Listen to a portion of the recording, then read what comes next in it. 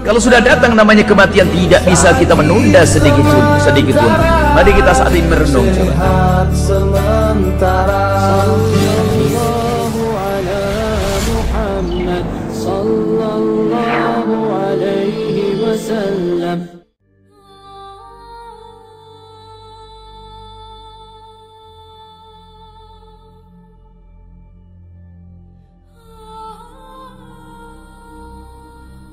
Sekarang mungkin kita bertanya, apakah malaikat maut punya delegasi, punya utusan, punya tanda-tanda yang menjadi utusan dia sebelum malaikat maut itu menjemput kita? Maka sesungguhnya diterangkan bahwasanya sebelum kematian itu Allah sebenarnya sudah memberikan banyak peringatan-peringatan sebelum datangnya kematian ketika betul-betul menjemput kita. Allah itu penuh rahmat. Makanya ketika Allah memiliki rahmat yang sangat sempurna, maka Allah itu selalu mengirimkan peringatan sebelum malaikat maut itu nanti datang.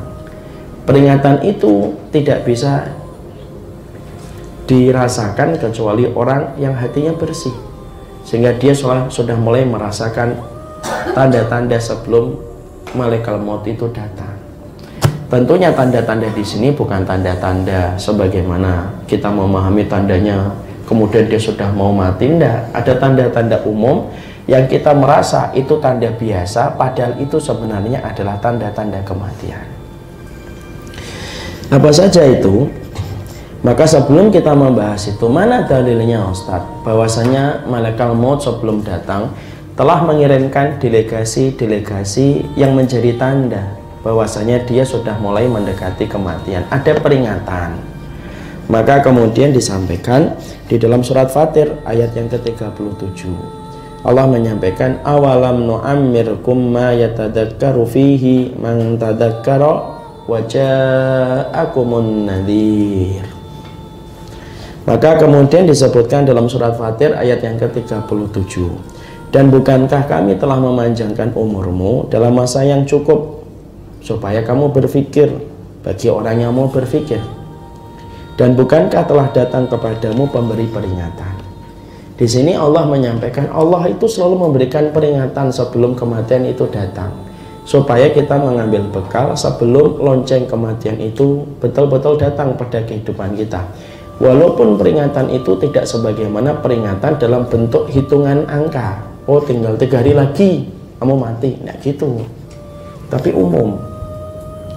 Mungkin ada yang bertanya, Ustadz, kenapa Allah tidak memberitahu ajal kita?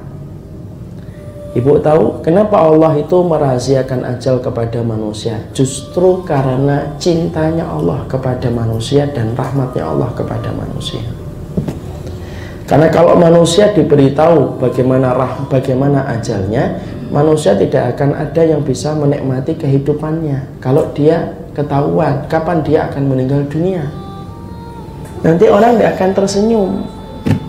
Dan banyak orang yang stres, mungkin rumah sakit jiwa penuh karena banyak orang yang stres ketika memikirkan ajalnya tinggal sebentar lagi. Karena Allah sayang, Allah tidak ingin mengambil kenikmatan dan senyuman pada wajah kita. Allah berikan senyuman, Allah rahasiakan ajal, kamu tinggal persiapan aja secara umum supaya kamu tidak perlu ketakutan sepanjang hidupmu. Ini loh ya, Allah itu kalau ingin supaya kita takut kepadanya, itu Allah tidak minta terus-terusan. Takut sama Allah itu tidak terus-menerus. Kalau Allah itu ingin kita takut, Allah jadikan ajal kita diketahui. Itu manusia tidak ada yang pengen senang-senang, ya atau tidak? Allah itu ingin supaya kita dominasi harinya lebih banyak takut sama Allah. Itu sudah cukup untuk mendapatkan rahmatnya Allah. Karena saking rahmatnya Allah kepada kita. Makanya itu yang menjadikan kita paham, ternyata semua perbuatan yang Allah lakukan kepada manusia itu menunjukkan kasih sayang Allah yang tiada batas. Betul kata Imam Ibnu Qayyim, kalaulah setiap manusia tahu bagaimana cara Allah itu mengatur hidupnya dia, pasti meleleh hatinya karena dia cinta betul kepada Allah yang sempurna mengatur hidupnya dia. Sampai urusan ajal itu diatur sama Allah, tidak perlu tahu. Sampai segitunya. detail, rapi semua ciptanya Allah itu. Dari itu semuanya menunjukkan sayang Allah yang begitu besar kepada kita. Terus peringatan-peringatan Allah itu apa saja, Ustaz? Peringatan-peringatan Allah itu tentunya berbagai macam keterangan, ada macam-macam. Kalau pada zaman Rasulullah itu sudah mulai merasakan ada peringatan sebelum kematian itu datang dengan turunnya surat. Jawabannya yang benar itu surat An-Nasr. Loh kok bisa Ustaz surat An-Nasr itu menjadi tanda dekatnya Rasulullah dengan kematian? Ibu perhatikan ayat yang pertama. Apa ayat yang pertama surat An-Nasr? Idza jaa nasrullahi wal fath. Apa artinya? Apabila telah datang pertolongan Allah dan kemenangan. Makanya ketika turun surat An-Nasr, perhatikan jawaban Nabi. Nu'iyat ilayya nafsi. Lonceng kematian telah diperdengarkan ke telingaku. Tapi Nabi tidak tahu kapan beliau akan meninggal dunia. Cuma Nabi sudah merasa. Jadi artinya bahwasanya ketika membahas tentang peringatan sebelum kematian bukan berarti manusia itu tahu detailnya kapan meninggal. Tidak. Karena tidak ada yang tahu kapan detailnya akan meninggal dunia. Makanya saya masih ingatkan ibu, dulu saya pernah ngomong, nggak ada manusia yang tahu kapan meninggal dunia, itu nggak ada. Makanya kalau orang masyarakat kita suka ngomong, oh kemarin dia itu pengen makan bebek, itu ternyata bebek yang terakhir kali dia minta, karena hari ini meninggal dunia. Ya Allah nyesel, minta bebek yang terakhir nggak saya berikan, kayak gitu. Kan kadang-kadang gitu. Kalau saya meninggal nanti malam, maka kemudian saya ngomong, wah kalau ada gorengan enak nih, ternyata malam meninggal, jangan kau usah dikaitkan. Oh Ustadz itu, karena kemudian tidak ada yang tahu kapan orang meninggal dunia. Nah itu Ustadz ada katanya 40 hari sebelum orang itu meninggal dunia itu ndak ada ibu. Kalau ibu kemudian ngerasa 40 hari sebelum meninggal dunia, kira-kira ibu bisa ketawa nggak sih? Nggak bisa ketawa. Kenapa orang yang mau meninggal dunia itu masih senyum, masih ketawa, ada yang joget-joget? Ada nggak pernah lihat nggak? Masya Allah yang saya ngeri lihatnya. Kalau memang hadis bahwasanya sebelum 40 hari dia itu merasakan kematian, mungkin nggak joget-joget. Maka itulah yang menjadikan kita memahami bahwasanya secara umum peringatan itu bukan dalam artian angka dan kalkulasi nomor. Oh tinggal 4 hari, bukan itu. Tapi peringatan itu umum. Makanya peringatan itu apa saja? Nah, kita lihat dalam keterangan. A'darallahu ila mri'in akhara ajalahu hatta balaghahu sittina sanatan. Rasulullah dalam satu riwayat yang sahih dari Bukhari, Allah itu memberikan kesempatan supaya setiap manusia itu banyak-banyak meminta maaf kepada seseorang. Kepada seseorang yang dia tangguhkan ajalnya hingga mencapai umur 60. Artinya Allah itu, kata a'darallahu fi amri. Allah itu sangat memberikan kesempatan meminta maaf. Artinya memberi kesempatan meminta maaf seluas-luasnya kepada hambanya. Makanya ketika Allah itu memanjangkan umur kita, itu sebenarnya merupakan peringatan kematian. Kalau Allah sudah memberikan kepadamu umur, berarti kamu harus tahu tanda dipanjangkan umurmu itu berarti dekatnya peringatan untuk menuju kepada kematian. Makanya itu termasuk tanda. Jadi kalau kita hari ini antum berapa Ustaz? 39. Itu berarti sudah tanda. Kamu sudah dipanjangkan 39 loh. Berarti kalau kamu sudah dipanjangkan umurnya, berarti itu peringatan sebelum kematian. Kenapa? Karena nanti Allah akan berkata, bukankah aku sudah panjangkan umurmu ketika di dunia? Itu peringatan. Makanya kalau kita akhirnya mengkaitkan dengan ini, makanya sebenarnya ulang tahun itu sebenarnya tidak masuk akal gitu. Karena ulang tahun itu kalau kita pikir secara adat, secara syariat, dua-duanya mari kita merenung. Hatinya harus bersih ya. Jangan marah dulu. Kalau kita melihat ulang tahun itu secara akal, apa yang kita rayakan ketika Allah panjangkan umur itu, kita sebenarnya sedang mendekati kematian. Yang dirayakan apa? Kalau kita mengatakan merayakan kenikmatan, bukankah merayakan kenikmatan itu dengan ketaatan? Kalau kita merayakan lahirnya kita, bukankah lahirnya kita sampai umur kita sampai lahirnya kita sampai sekarang ketika memperingati berarti dekatnya kita dengan kematian? Secara akal tuh tidak masuk, Ibu. Dan itu yang akan menjadikan kita, kenapa ulang tahun itu merupakan kultur dari bangsa-bangsa kafir? Karena orang kafir itu pengen hidup 1000 tahun. Kalau mereka bisa minta 1000 tahun, mereka minta 1000 tahun. Makanya setiap ada momen kelahiran itu sebenarnya itu cita-cita mustahilnya mereka. Kami itu pengen hidupnya lama, makanya umur saya baru 39. Kalau orang yang beriman memandang umur itu beda sama orang kafir. Orang beriman ketika melihat Ustadz umurnya berapa? 39. Berarti kalau umurmu 39, berarti Allah sudah ngasih kepada kamu peringatan. Allah panjangkan umurmu, berarti harus siap untuk meninggal dunia. Itu secara logika itu tidak masuk kalau ada orang memperingati ulang tahun. Belum lagi niup lilin dan lain sebagainya. Di situ kita paham. Karena apa? Umur itu bukan kaitannya dengan kegembiraan. Kalau kita menyebut umur itu sebenarnya mengingat kematian. Makanya para ulama terdahulu, Ibu, itu mereka itu makruh saling menanyakan umur. Makanya mereka tidak pernah nanyakan umur di antara mereka. Nabi aja tidak pernah nanya umur. Kam umroh, berapa umurmu? Tidak ada Rasulullah nanya-nanya gitu. Orang bisa berselawat atau tidak itu juga pilihan Allah. Dan itu juga ada tanda cinta di dalam hatinya.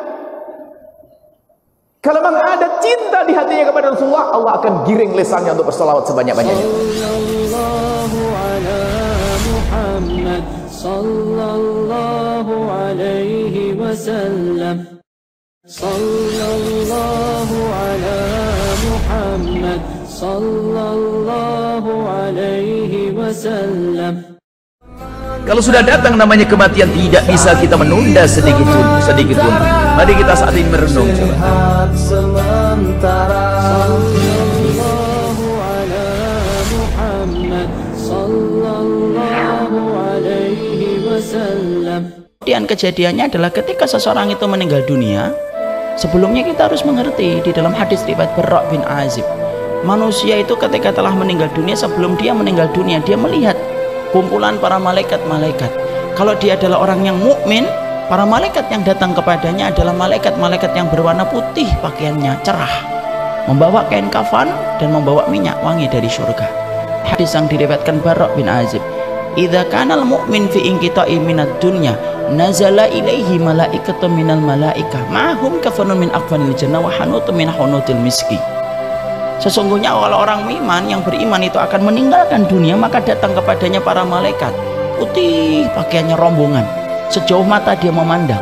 Makanya perhatikan orang-orang ketika akan meninggal dunia, apabila dalam keadaan sakit, tidak melihat ke kanan, tidak melihat ke kiri, tidak melihat ke bawah. Ada nggak kita melihat orang sakit melihat ke bawah? Dia selalu melihat ke atas. Karena pada dasarnya para malaikat itu ada. Fajalasu ingdamuddil basar.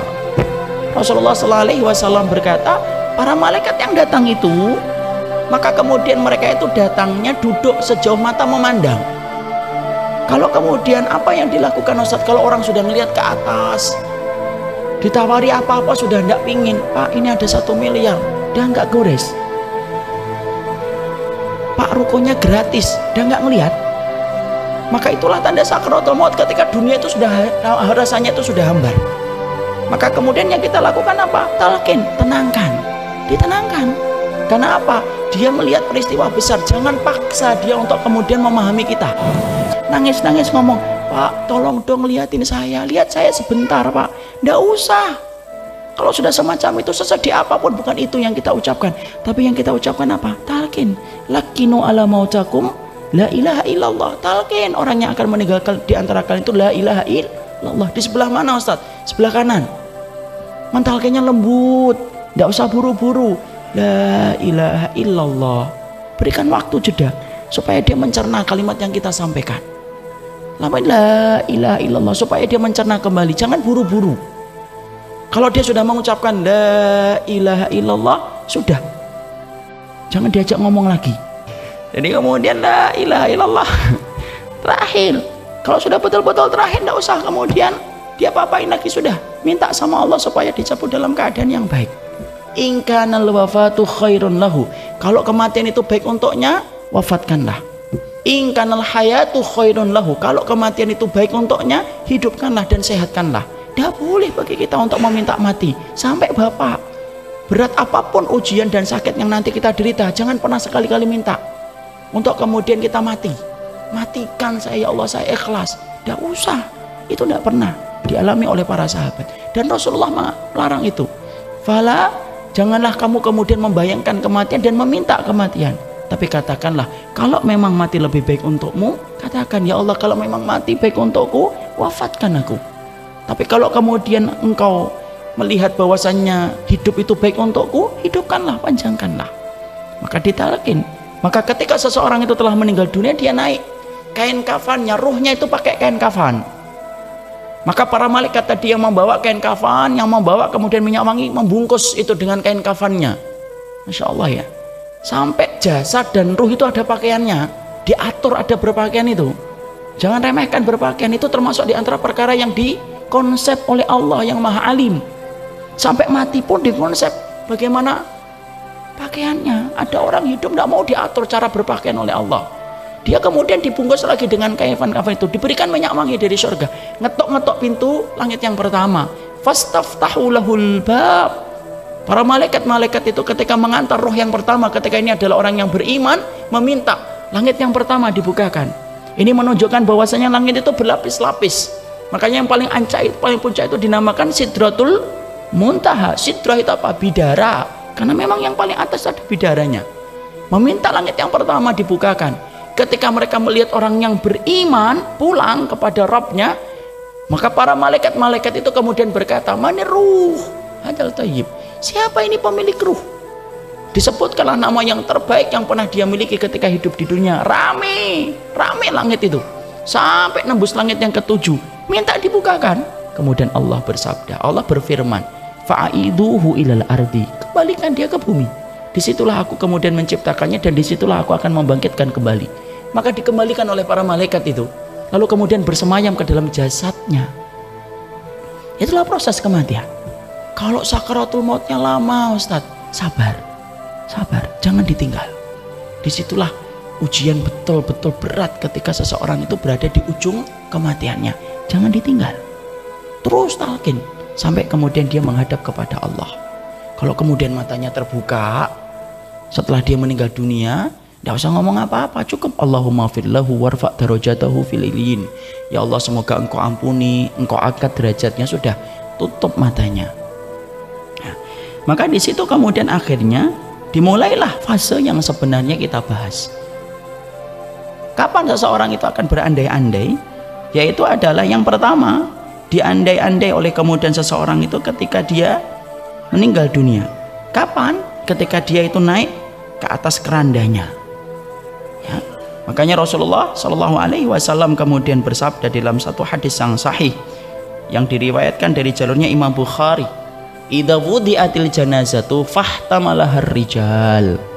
Kalau kemudian jenazah itu sudah diangkat, lalu kemudian sudah diletakkan jenazah dan diangkat laki-laki, maka apa yang kemudian diandai-andaikan oleh si mayat? Fa in kanat salihatan qalat qaddimuni, fa in kanat ghairu salihatan faqala ya wailaha aina yadhhabuna biha yasma sautaha kulla syai'in ilal insan lau sami'aha la sa'iqa. Rasulullah SAW kemudian berkata, sesungguhnya si mayit itu pertama kali ketika diletakkan di atas keranda, kalau dia adalah orang yang solih, maka sesungguhnya dia akan berkata, qaddimuni, segerakan aku. Jadi ketika jenazah itu pertama kali naik ke keranda, dia nggak memikirkan keluarganya nangis, sedih, enggak. Dia kemudian sudah membayangkan hal yang sangat menggembirakan, menuju ke liang lahat untuk mendapatkan panen dari setiap perbuatan yang telah dia kerjakan. Makanya kemudian sampai ada keterangan, apakah orang yang solih dan tidak solih sebelum ditegakkan mizan, mereka itu sudah ngerti atau sudah sadar enggak kalau kemudian mereka itu akan menuju kemana? Sudah tahu, sudah bisa ngeraba. Para ulama kemudian salaf menjelaskan, manusia ketika mereka itu sudah meninggal dunia, itu sudah bisa meraba, dia itu termasuk orang yang akan mendapatkan kebahagiaan atau tidak.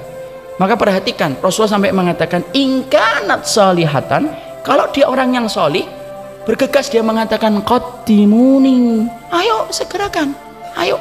Kayak anak kecil itu loh, kalau diajak ke teman bermain, ketika dia ngelihat teman bermainnya, kadang-kadang kan tidak sabar. Kita baru atret, parkir, baru kemudian kita menempatkan mobil, anaknya sudah buka kunci mobil, sudah turun, sudah lari ke tempat bermain, karena tidak sabar. Itulah perumpamaan, kias, menggambarkan tentang orang-orang yang mereka itu kemudian meninggal dunia ketika pertama kali dia itu kemudian dinaikkan ke atas keranda, maka sesungguhnya dia langsung berkata qaddimuni, qaddimuni. Fa in kanat ghairu salihah, kalau kemudian ternyata dia tidak salih, faqalat, lalu kemudian dia berkata ya wailaha aina yadhabuna biha, dia dalam keadaan ketakutan. Lalu kemudian dia berkata ini kemana, celaka sekali. Dia ngomong kepada orang-orang yang ngangkat dia, hei ini kemana, celaka sekali kalian ngangkat saya ini, mau kan ajak kemana kalian ini. Sampai kemudian Rasulullah mengatakan yasma sautaha, didengarkan itu suaranya oleh setiap orang. Lau sami ahal insan, kalau suara itu mampu didengar oleh manusia, lasoiko, manusia itu pasti akan pingsan mendengar suara jeritannya. Jadi Allah itu membatasi pendengaran kita, itu hikmahnya besar. Kalau kita pendengaran kita dibuat tanpa batas, tidak bisa tidur, karena ketika kita tidur dengar penduduk kubur sedang disiksa. Kalau kita pendengarannya kemudian tidak dibatasi, kita tidak bisa tidur ketika kita mendengar ada orang yang jerit-jerit ketika baru meninggal dunia, ketika dia protes, dibawa kemana saya? Makanya para salaf berkata, Allah membatasi penglihatan kita, Allah membatasi pendengaran kita, itu hikmahnya besar. Kalau tidak dibatasi, tidak akan hidup tenang kita untuk melihat ataupun mendengar sesuatu yang sebenarnya tidak perlu kita dengarkan. Jadi itulah yang pertama. Jadi menggambarkan bahwasanya kebahagiaan itu langsung dirasakan orang-orang yang pertama kali meninggal dunia. Maka sesungguhnya itulah yang menjadikan kita, perhatikan, kenali Allah dalam keadaan sempitmu, lapangmu, supaya Allah itu mengenal kamu dalam keadaan lapangmu. Inilah yang menjadi kabar gembira tempat pertama kali ketika jenazah itu baru kemudian diwafatkan, dinaikkan di atas keranda, dan dia bergegas, dia ingin mengatakan bergegas. Andai si mayit itu bisa bicara, maka Allah menyampaikan lewat lisan Rasulullah, dialah orang yang berkata dan berteriak, segerakanlah saya untuk sampai ke liang lahat, kalau dia adalah orang yang solih. Kalau kemudian dia bukan orang yang solih, dia akan teriak ketakutan, dia memarahi orang yang memikulnya, karena dia ngerti sesungguhnya segala macam siksa dimulai. Sallallahu ala Muhammad sallallahu alaihi wasallam.